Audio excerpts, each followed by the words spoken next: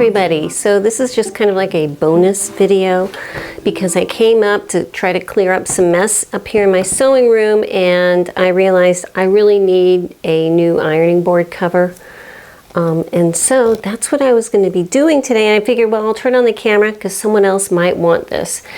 And the ironing board cover I'm going to be using or making is wool. And I have a piece of wool that, I think I got it at a thrift store at one point. It's kind of a scratchy, thick, scratchy wool that I don't really want up against my body, but it's handy for stuff like this. And so what I previously did is washed it. And you know what? I might wash it again just to make sure because it's kind of dusty. So what I'm going to do is serge the edges, throw it in the washer on high heat, or hot water, throw in the dryer on high heat, because I want to basically felt this and get it as thick as I can before I get started making my ironing board cover, kind of like make it into boiled wool, if that makes any difference. So let me go do that and I'll be right back. Okay, hi everybody. Been a change in weather. It's cold, it's snowy outside, and I need to get my ironing board cover done because I have another sewing project I need to jump on right over here. So I just wanted to show you, I did wash this again, and I'm glad I did because it fluffed it up just a little bit more. And that way, if, down the road, and I can guarantee down the road this is going to get dirty and I'm going to need to wash it, I can go ahead and just throw it in the washing machine and it'll be fine. So I'm going to flip the camera over so you can actually see my ironing board, and I'll show you how I'm going to measure this out. Okay, so this is my underneath layer and it's filthy. I'm going to be taking it off to go and take it downstairs to wash it, but I just wanted to show you underneath my wool, I'm going to have this, it's that reflective stuff. And actually underneath I have that another ironing board cover, another ironing board cover, and an ironing board pad. I just keep layering them. I don't know if anyone else is like me. It's like the princess and the pea in all of her mattresses, but it works for me. So I'm going to take this off and wash it, but just to show you how I'm going to be measuring this, I basically have about 1 yard of this stuff. And there's a very good chance that I'm placing it so I have a selvage edge down here, okay, and I'm just lining it up like this. I rarely use the very end of my ironing board. That's usually where my iron parked, so just because of the length of my fabric, that is fine. Up here at the very tip, I have about 6 inches hanging down, okay? And what I want is to have about 6 inches on either side. Now, I'm going to be trimming off some over here. And this is just my way. There's lots of ways to do this. I'm just showing you my way. You can choose however you want to do yours. But what I'm going to do is just through part of my wool layer, I'm going to start outlining the top edge of my ironing board so that when I pull this off, I'll have an idea of what this shape is. So these pins, I'm just putting it through my fabric just so I have an outline. I know that below this first pin that I'm putting here, it's just a straight line, so that's going to be easy to figure out. So let me go ahead, finish putting these on, remove my shiny one so I can take it down to wash, and I'll meet you back at the table. Okay, so at this point, this is my piece of fabric, and you can see here hopefully the outline of that narrow part of my ironing board. Okay, so what I'm going to do is over here, this edge, it is the cross grain, I have it serged, but I want to measure with the correct side of my ruler, okay, the distance from that edge to my pin, because I'm going to just use that as a base, and so I don't have to pay too close of attention to the numbers on my ruler. I'm just going to get a piece of tape and put it at that point, which is about 4.5 inches. So with that, what I'm going to do is, this is just a little chalk roller.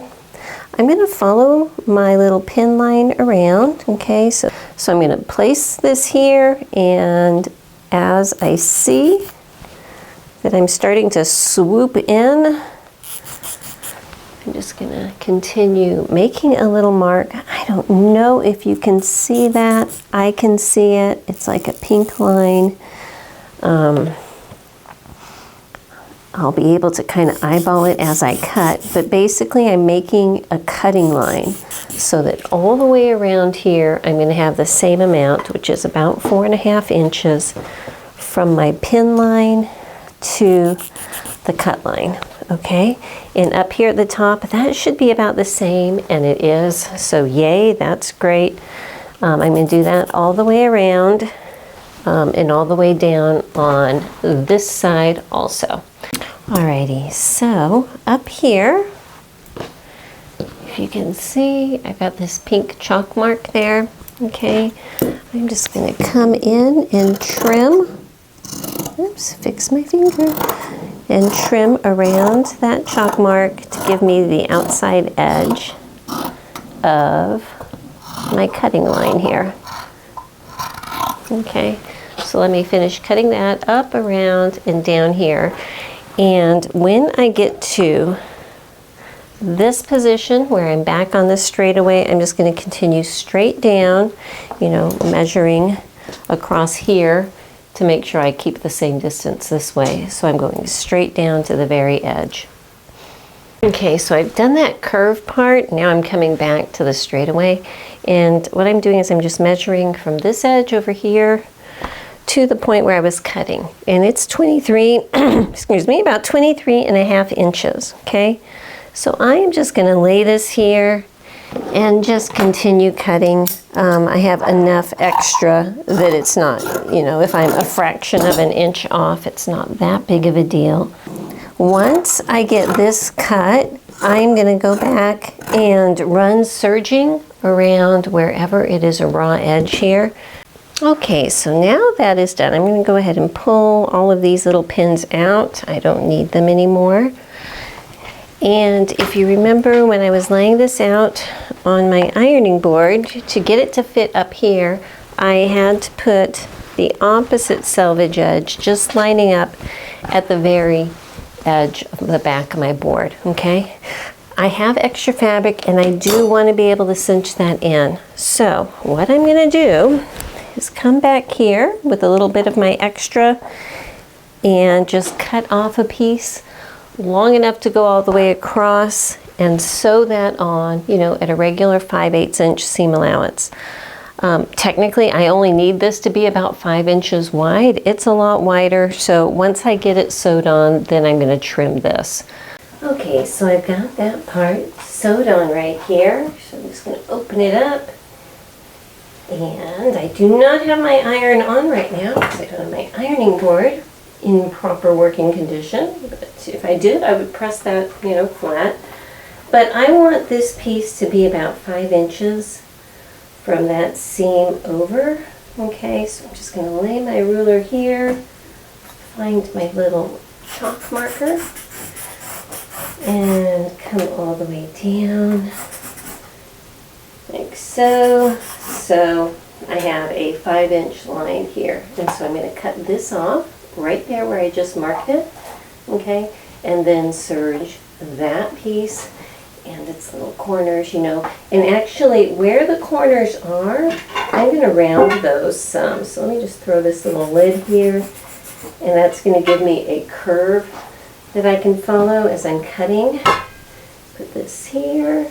I can see that actually I'm going to be cutting about like right there.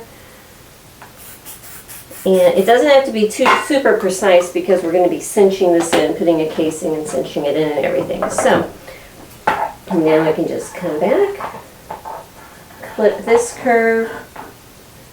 Well, you didn't see that. So now I'm just going to come back, you know, and clip this curve here all the way around, and then come back and serge around this bottom part, and then we'll start putting the casing on. And just an aside here, these little scraps would be really, really good for making sleeve rolls, pressing hams, and things like that, you know? So if at this point you want to make a matching ironing board, wool cover, and pressing hams and everything, that might be fun if you don't have it already. I just realized that I had left my microphone way over there on the other side of the room. So if I sounded really distant, that's because I was, yeah, this little guy was sitting over there. So anyhow, back to where we were. Okay, I went ahead and turned my iron on because I do want to press this open. And when I serged it so my seam allowances were open. So yes, as soon as this is hot, well, it's not hot yet, but it'll be pressed open. Now for my binding, I have several pieces of this 2-inch, at this point it's 2-inch wide. I call it hem binding. See that piece of rust there? That's how old this is. And so since this is not going to be visible or anything, I'm just going to try to piece all of my pieces together to get one that's going to be long enough to go all the way around.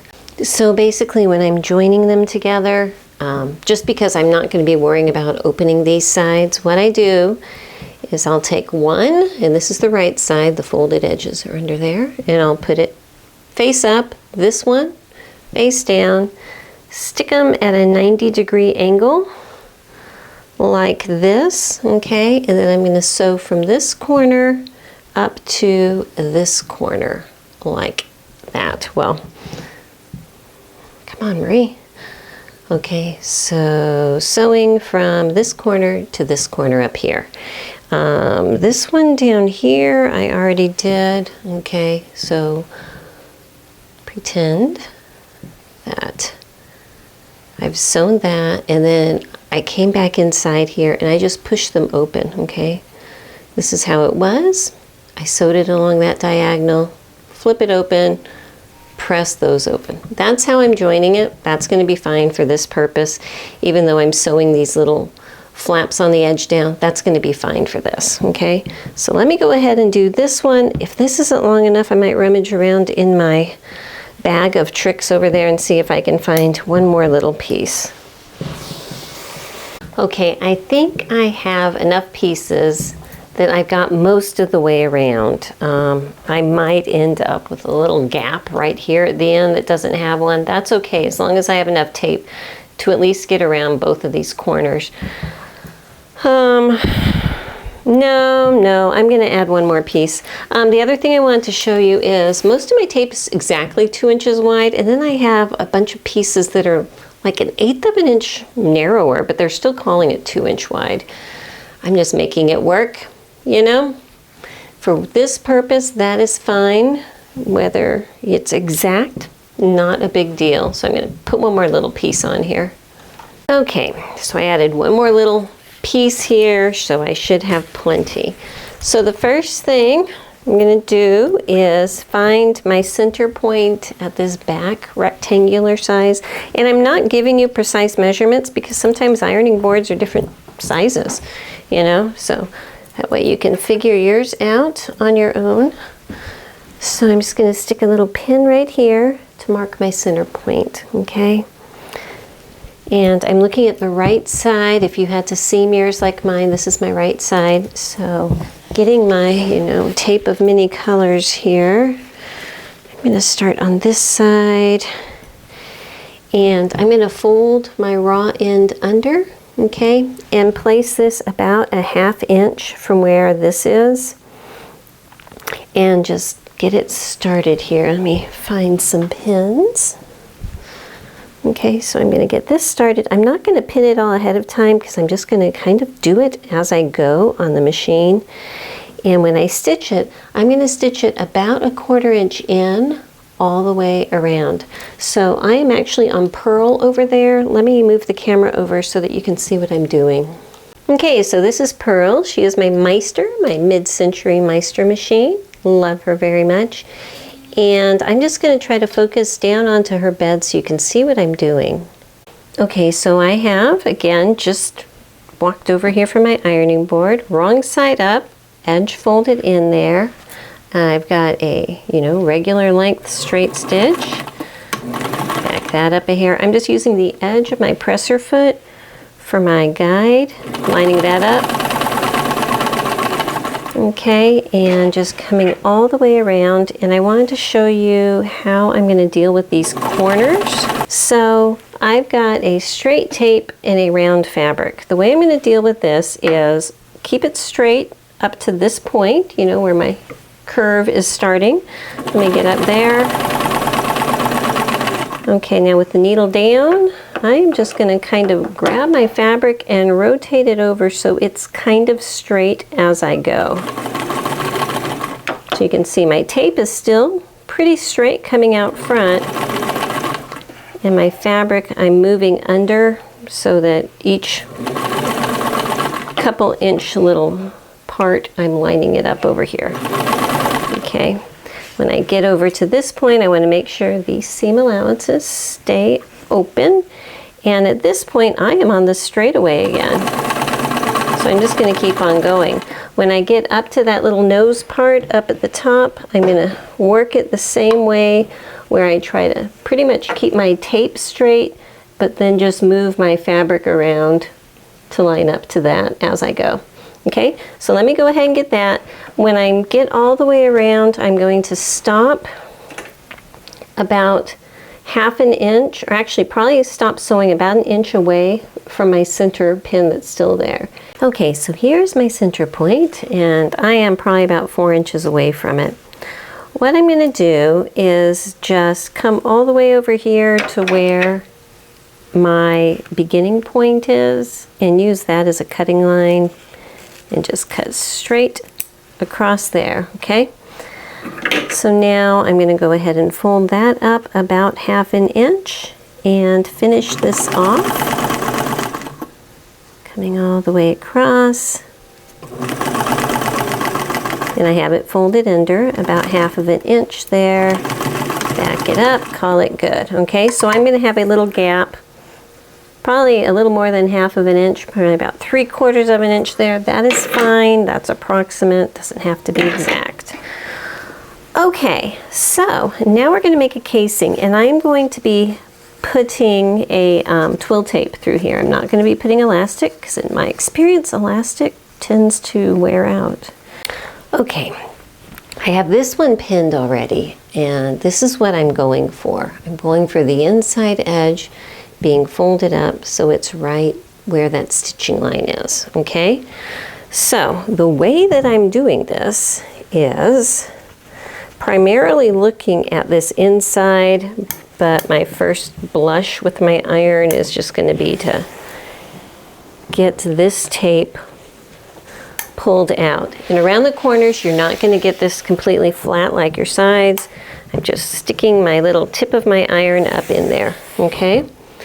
Once that is there, I can fold the tip of the edge of my tape in and match it up to where that stitching line is, or just slightly past it. You know, mine is a fat 1/4 of an inch seam allowance, and I'm going over all that wool, so I got plenty of room. So I'm going up until about this far away from the curve. And then on this side, making sure, you know, I'm folding it straight in. Everything is still, you know, as it should be. Getting that settled. And then I'm going to come back and do the corner. Come on. Okay. So at this point, I'm just going to kind of turn it. And you're going to have to hold it, at least I do, slightly curved. So I'm sticking my fingers in there kind of like I'm setting in a shoulder or something. And doing it that way, I'm able to get the edge of my tape, my bias tape, right to where the edge of my stitching line is. Okay, so there's my stitching line, lining it up just like that. And I'm going to do that all the way around. You'll have to do this same kind of thing up at the very nose where there's the big sharp curve. You know, it's doable. And if it's not exactly perfect in here, don't sweat it. It's the inside of an ironing board cover. So this part here is going to be inside, underneath. No one's ever going to see it. The key is to make sure that it's secure. So let me go ahead, get the rest of this folded in. When I come back, I am going to edge stitch it, looking at this side, looking at the wrong side. So again, not really caring if I'm exact over here. And I've got so many colors of tape going, you know. Does anybody care? It's underneath my ironing board, you know. And I'm gonna edge stitch it right here, all the way around in one big stitch.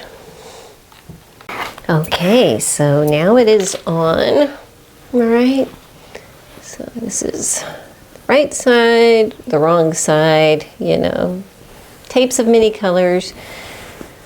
You might be able to do it all in one tape, but you know, such as it is. So what I'm going to be doing now is I need to be able to cinch, you know, things together up at the nose and around the corners. I'm going to be using twill tape. This is about 1/4 inch twill tape. It's strong enough, it does not stretch, so I'm just going to connect it, the end of it, to my bodkin, okay? Which is going to hold it nice and securely, and just start pushing it all the way through. I'm not actually going to cut it off my roll until I get it all the way around and I know how long of a piece I need. So I will be back shortly. I'm going to go downstairs and check my washer. I should be able to go ahead and put the base shiny type layer back into the dryer. So let me do that and I will be right back. Okay, so I've got it all the way around and you know, nothing is all bound up here. It's still nice and flat because I wanted to make sure that my final cut of this was the right length so that when everything is flat, I still have a little bit of excess sticking out, okay? So I'm gonna tie a little knot at the end of each one because these will fray out just a bit. Okay, plus that might give me a little extra that's not gonna stop.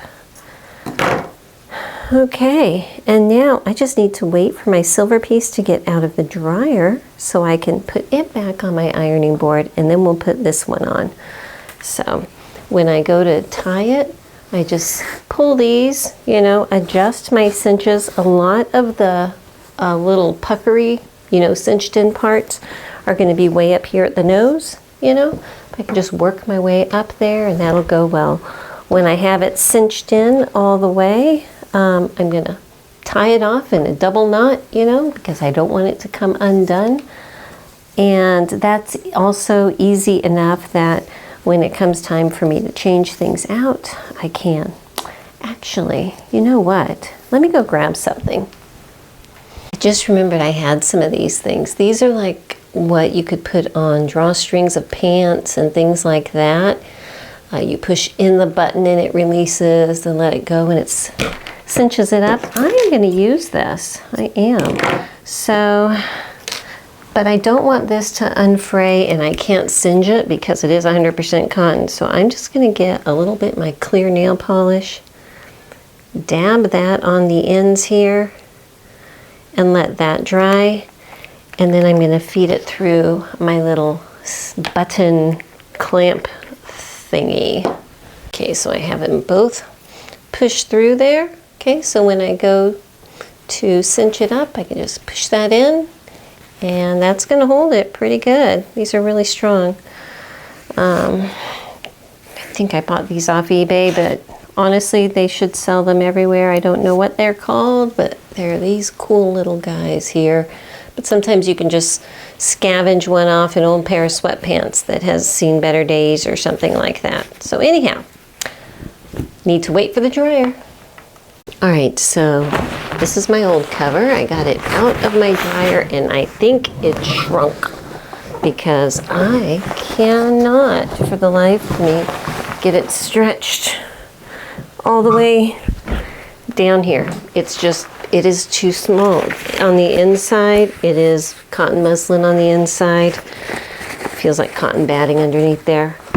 So this is not going to work, but since I already have several layers underneath here, I'm just going to go ahead and put my new wool cover on top of it. So I want to make sure that I have my right side up, which is this one. You can tell because of where this seam is. Okay. And I need to get this layered at the end. One nice thing about, you can see that, making it to fit your board is you don't have to fight with it. So let me go ahead and cinch up my little drawstring underneath here. Make sure it's all smoothed out, and I'll show you what it looks like underneath. Okay, so welcome to the bottom of my ironing board. My cat thinks that you're down here to see her. So I have it cinched in, if you can see, but it's not completely smooth. This is what is wanting attention here. Yeah, I see you. So what I'm going to do is, I've got some of these angry hooks, okay, and I am going to use 2 of them. They usually come in packs with several more, but I'm just going to use 2 of them, one probably right about there, one about here, okay, and those go underneath. If you haven't seen before, they like, I call them angry hooks because they are very sharp. Hook over here, and then bring it over and hook over here, okay? And that's just going to keep it snugged up enough that it's going to hold nice and tight on the top. So I'm going to put the other one about halfway here, and then we should be good. So there she is, a brand new all wool, nice and thirsty ironing board cover, and wool works fabulous. It does really good things with steam, being able to force steam up through fabrics and everything. So I really like that. So I know this was just a little strange video, but I hope it was helpful to somebody, and I will see you next time. Bye-bye.